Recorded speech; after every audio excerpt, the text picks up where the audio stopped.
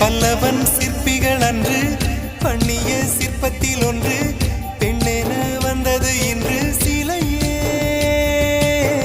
பல்லவன் சிற்பிகள் அன்று பண்ணிய சிற்பத்தில் ஒன்று பெண்ணென வந்தது இன்று சிலையே.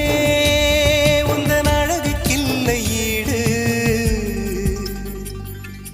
என்ன விலை அழகே, சொன்ன விலைக்கு வாங்க வருவேன், விலை உயிர் என்றாலும் தருவேன். இந்த அழகை கண்டு வியந்து போகிறேன்.